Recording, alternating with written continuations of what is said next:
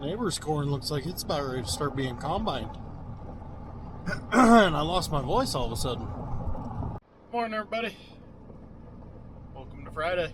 Alrighty, camera, microphone fixed. Show you where the guys got. So you remember yesterday, this was all gone. So they got those two pumps reattached. The inner one, the one behind this, was the main hydraulic pump. This guy runs the feed rolls. Transmission pump still not in. It would have been, but somehow UPS has no idea where that seal is that was shipped overnight. So we potentially have two seals coming, because wherever that one disappeared to, plus we ordered one directly through our dear dealer, said get it here tomorrow, so we should have that this morning. Our new, oh, why'd I put that down? Our new Deere dealership chain here is called 21st Century. They bought out Four Rivers that we had been forever. They were kind of a Nebraska, northern Colorado, a little bit of Kansas. I think they got some dealerships in Kansas. They bought out all these Colorado stores that were called Four Rivers. Well, I was telling our salesman when I was ordering some other stuff, when I was ordering these guys, oh, these are for that zern, supposedly to help it throw that crop when it wants to just sit on the cutter head. I was telling him about the problems with this, and he talked to Bart and Glenn, and he's like, you know what? You guys ought to call our chopper guy. Maybe by chance he's heard of this problem. Glenn got pissed when he hung up the phone. He goes, man, I wish we would have talked to him first. According to him, he's seen this quite a few times. And almost every single time it is that seal right there on the transmission. And when you take it out, that seal is going to look perfectly fine. Bart and Glenn both said there is nothing wrong with that seal. And he goes, yeah, it never looks like anything's wrong. Put that seal in, put it all back together. He goes, it's going to really suck because you're going to have to listen to codes for a while. But you got to basically re-prime the hydraulic system. Because he goes, that reservoir is only a small fraction of the oil. The vast majority of the oil is in all these lines everywhere. So you're going to fill that. Turn the key on, start it up, let oil start flowing, start hitting all your functions. Shut it off. Fill it up, turn it up. But he goes, I'm telling you, I will bet money it is that seal. So that was Glenn's idea anyways, was once they got this side all put back together, before ripping the other side apart, let's just fire it up and see what happens. So hopefully by tonight, this guy's functioning again. That'd be freaking handy. I mean, not really, but also yeah. And I word it like that because by the end of today, our corn harvest is over, whether we finish the acres or not. Now, why you say that? Because the feedlot wants the pit closed. They are ready to be done. We have like an 85% chance of heavy rain tomorrow. Although I looked this morning and now it's not tomorrow during the day. It got pushed back to tomorrow afternoon into the night and all night. And they're talking it could be a very significant amount of rain if you are lucky enough to get in the band. And that's the thing that drives me nuts when people get mad at forecasts. I'm like, do you guys actually listen to it, or you just go, oh cool, they said it's gonna rain? It's if you are in the path where these storms wind up going. They don't know where the hell these storms are going till it happens. Sorry, random side rant. But if we are lucky enough to be in the pattern for the storm flow, they're talking well over an inch of rain. That's why I'm gonna be a truck short. Hector is gonna bale like 200 acres of hay today because it has to get baled today. A lot of it needed baled before the last rain. We are not letting it get rained on again. We've got to get that stuff baled. So, once again, today, I don't see how it can't be. Today is the last day of corn harvest, whether we get all the acres cut or not. Just like clockwork. 9 o'clock. We're on the go. I already had to call Bart for a repair. Made it halfway here and one of my side doors flew open. Got out and looked, the latch broke. The latch patches on these are junk you go through a couple a year. So he was disappointed that I called, but I think really excited that that's all the point problem was. He showed up, 2 bolts, and off we go. Bingo! Another 34-acre job. Finishes up another cow-calf guys project. Yeah. Words are hard. But now, back to corn. So Cameron is east of home, 4 miles, working on, it's a quarter circle, but it's a big quarter. So he's knocking that out.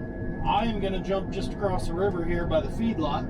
We've got a full pivot of corn, which is where Cameron will come. We'll knock that out, go back to the swamp, clean up what we can there.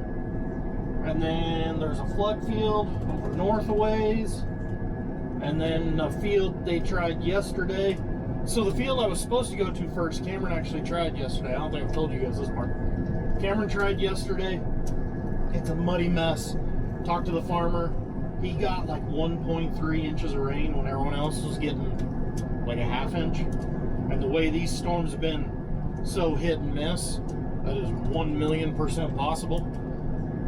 So we'll go try it again, see if there isn't a way that we can cut it, but if not, we're just gonna have to leave it, unfortunately. So back to corn. I'm so freaking happy. Time to wash the old undercarriage again. Get back on the good side of the river. Look at that. That is a big river, ladies and gents. Well, she looks muddy. It's gonna be interesting. Well, look who decided to come join in on the fun. 2 choppers running. I've got 24 acres done. He's just starting. Hopefully a couple hours, have this thing knocked out and be on the move. I don't know why I didn't grab the camera when they went by. Can you see how traffic's backed up on the highway? There's one of those super big loads just went through. He's got state patrol escorts, about 10 power trucks for lifting up power lines real quick so they can keep moving. I told Trevor, I go, what are the odds there is a power line between here and the feedlot that they're going to have to shut down the highway for a little while? He goes, oh, boy, our luck's going pretty good. I just laughed and go, yeah, we followed the county all day yesterday. Let's fight with the highway patrol today. Why not? Alright, we're back to clean this thing up. So, 90% of this field is okay. The problem area is just all that swampy ground right there and then down along the bottom edge. Sounds like there was horrendous communication Saturday when we were here. Because I've heard 4 different stories about who was told what. No one person agrees with anybody else on what the other person said. So I think it's a little bit of nobody listening and everybody kind of covering their ass afterwards. But it was horrendous communication. Things didn't get said that needed to be said. I was here too late after the mess had already started. Tuna was still feeding cattle. It didn't work out. So now we're back to clean up what can be harvested. That's the money. Oh, that looks better. We got almost all that back there. I'm not gonna try this hillside here just because the bottom down there is where Kyle buried his truck. 2 others got stuck above him up the hill for him. So, and in order to do it, I mean, we'd have to do so many passes and it'd be a mess. So, next field. Like I said, the reason that became such a mess was just mass miscommunication. Everybody thought something different. And I honestly don't know what to do with this. But basically it comes back on us. We were supposed to chop it. We showed up. We left when, what was there, 7 trucks said, if we stay in this field, we're not coming back. So that was when we were like, all right, let's go to a different field. Let's figure out what the hell is going on. Now that we figured out what the hell was actually happening behind the scenes, or we we think we do. We were able to come back, get that 90% finished. Like I said, that hillside is just so damn steepy, and we'd be there for another 45 minutes just because them passes would only be 100 foot, and I'm not going to make the trucks bounce them tire tracks. Bouncing tire tracks is how one last weekend broke an entire leaf spring and was out of commission for 3 days waiting on parts. So I'm not going to do that at 3 o'clock in the afternoon where I've got 2 more fields we've got to get to and get done today.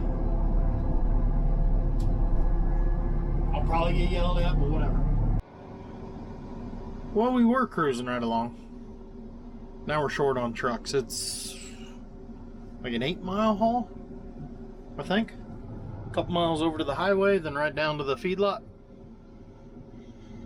But I know we're missing 2. One of the neighbors is missing 1. Another neighbor dropped out. So we're 4 trucks shy of a full crew. It's almost 4:30.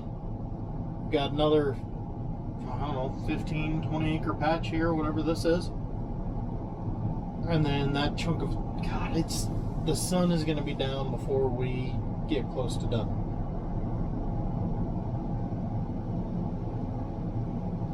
I don't know. This one, we're just going slow. The ends aren't real rough, but it's flood irrigated, so you got little washes, little furrows from the planter moving dirt, things like that. So trucks are taking their time turning, trying not to tear anything up on the last day of corn.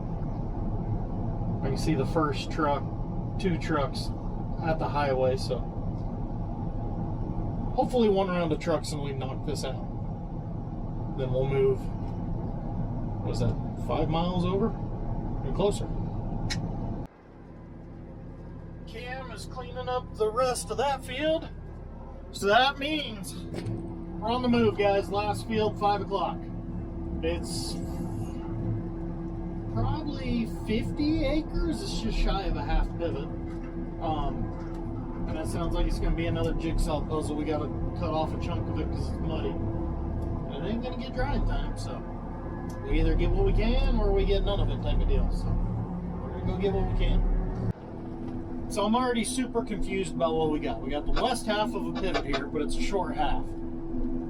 They went around the outside to the bottom till they hit mud stopped. And now they're saying they went through the middle till they hit mud by the pivot. But I was told we just had to leave a chunk on the south end. I wanted to throw another wrench into it. It's a circle, planted straight, and then they furrowed out the rows. So we either have ridges for rows or bouncing tire tracks. Fun stuff. Check those out. It's one of those things that just hurts watching. Definitely won the light game. Cameron's already got his on, so we're winning. We're winning on the last day, by God. I'm gonna have to turn mine on soon though, because I'm getting to where I can't see that well. I will admit, this thing does light up very nice. It's kind of fun to chop with the lights on every now and again. Just, I don't like making it a regular thing. Luckily, this is only the 2nd time I've turned them on this fall, so means we've had pretty good luck. There it is, guys. Last of the big pit.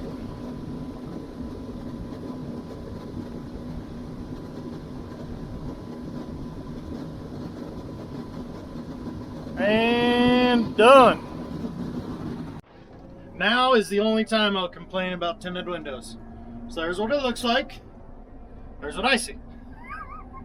And then it's just reflections looking out the side windows. Luckily we don't do this much. So that finishes off the really big feedlot. When I know tons total, I'll put that in a video in the future. I can't, however, say that finishes corn anymore.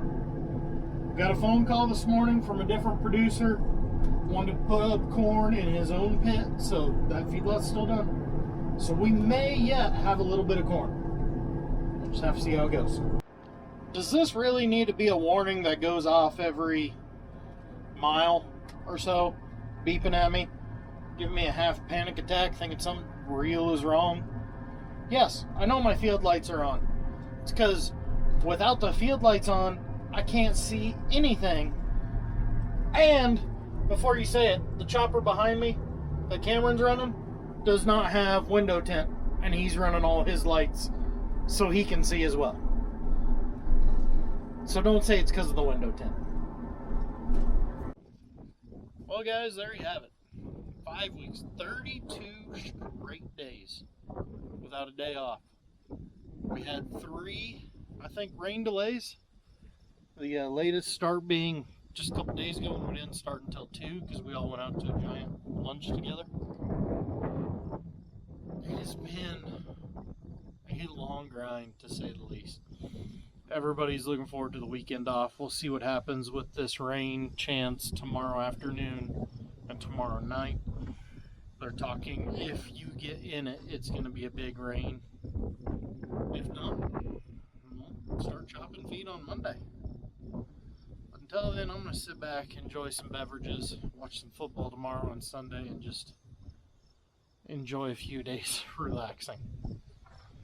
That was a long sprint. Catch you in the next one.